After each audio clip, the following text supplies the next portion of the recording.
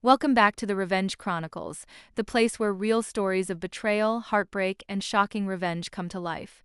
If you're new here, hit that subscribe button and turn on notifications, because you don't want to miss what happens next in today's story. Now, listen closely, because what I'm about to tell you is something I never imagined could happen in my own family. When I walked down the aisle that day, it wasn't as a bride. It was as a guest. And standing at the altar, smiling nervously in his tuxedo, was the man who was supposed to marry me. Beside him, in a glittering white dress that was meant to be mine, stood my sister. My own blood. I remember gripping the edge of the pew so hard my knuckles turned white. Every person in that room thought I was happy for them. They had no idea that the woman smiling politely in the third row was planning the sweetest revenge any of them had ever seen. Tell me, if your own sister stole the man you were supposed to marry, what would you have done? It all started 2 years earlier. My name's Lauren, and I grew up in a small, tight-knit suburban neighborhood outside Seattle. My sister, Amber, and I were only 2 years apart. We looked alike, same hazel eyes, same long brown hair, but we couldn't have been more different. I was the quieter one, the one who followed rules, studied hard, and believed that kindness always came back around. Amber? She had this magnetic charm that could make anyone adore her in minutes, but there was always something dangerous underneath it, something that made you feel like she was playing a game you didn't understand. When I met Ethan, I thought my life had finally settled into place. He was handsome, funny, and thoughtful in a way that made me feel seen for the first time. We met at a friend's barbecue, and I still remember the way he laughed at my awkward joke about burnt burgers. We started dating, and within a year, we were living together, building a little life that felt perfect. Ethan and I weren't flashy, but we were steady. I thought that was enough. Amber would visit from time to time. She was living in the city, hopping from job to job, boyfriend to boyfriend, always chasing something newer and shinier. She'd flirt with everyone, waiters, neighbors, even my friends, but I never thought much of it. She was just Amber being Amber. Ethan used to tease me about it. "Your sister could sell ice to an Eskimo," he'd laugh.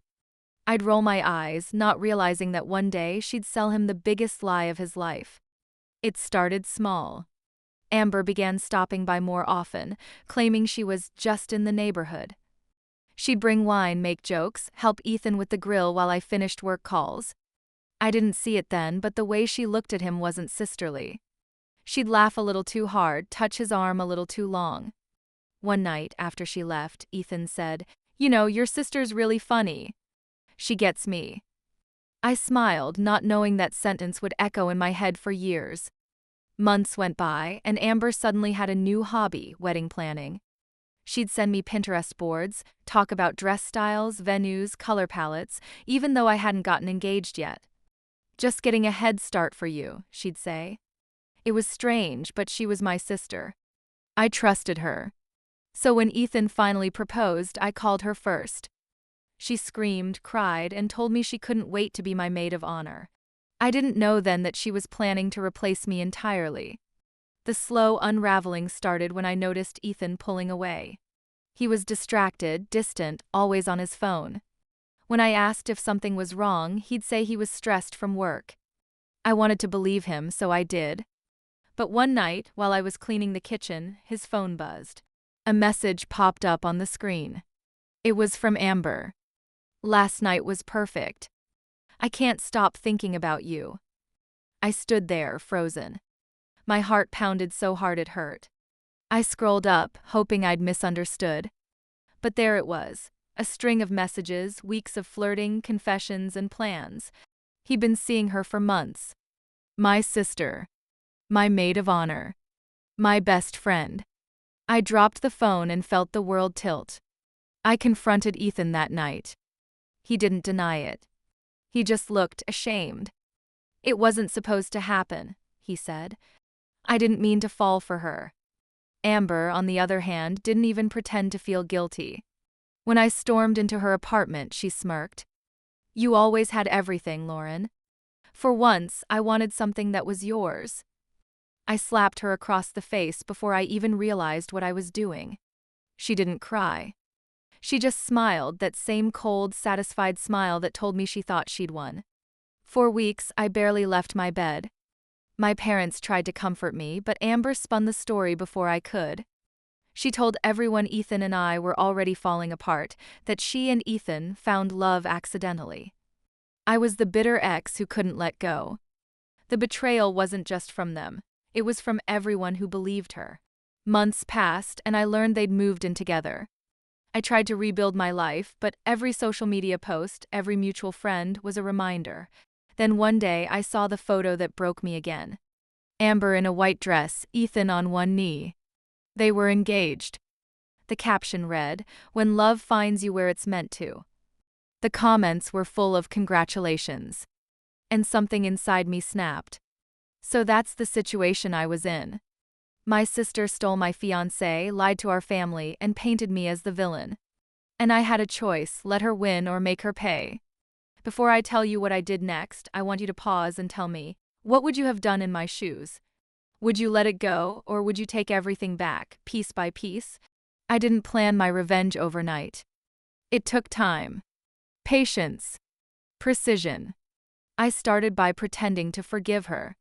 I sent a message congratulating her on the engagement. I told her I wanted to move on, that I missed my sister. She took the bait immediately.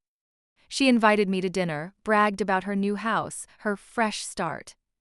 Ethan could barely look at me that night. I could see guilt in his eyes. Good. Guilt was useful.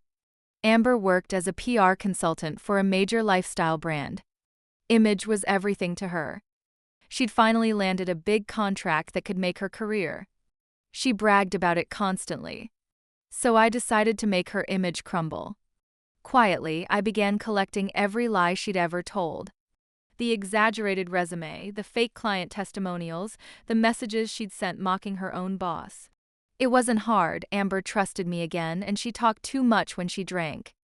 Meanwhile, I reached out to an old college friend of Ethan's who worked with the same company. Over a few casual conversations, I let slip that Amber's portfolio was a little suspicious. Then I anonymously sent her company screenshots of the messages she'd written bad-mouthing her clients. Within 2 weeks, the contract she bragged about was canceled. Her boss called her unprofessional. Amber was furious, but she had no idea who was behind it. The next phase was personal. I knew she'd invite me to the wedding, partly to show off her happy ending. I RSVP'd yes. On the big day, I wore a pale blue dress. Ironically, the same color she once told me would be her something blue. I smiled through the ceremony, my heart cold and steady. But I wasn't done. You see, Amber had always been obsessed with perfection. Her Instagram, her blog, her image, they were her entire identity. So I created a little gift for her wedding night. A USB drive, disguised as a sweet sisterly gesture, labeled Memories. On it was a compilation of every screenshot, every message, every photo of her and Ethan from the time they cheated on me. I also added the messages she'd sent about her boss and her fake achievements. I didn't give it to her directly. I slipped it into her wedding planner's bag, the same planner who worked closely with Amber's PR clients. By morning, her secrets were everywhere. Her company dropped her entirely. Her clients blacklisted her. The story of her office scandal spread fast. And Ethan? He found out she'd been flirting with one of her clients behind his back while they were engaged. The same way she'd started with him. Within a month, their marriage was over. Amber tried to reach me, calls, messages, even showing up at my door crying. She said she lost everything, that she just wanted a second chance. But I remembered her words. You always had everything. So I looked her in the eye and said, now we're even. I shut the door, and for the first time in years, I felt peace. Life didn't magically fix itself, but it got better.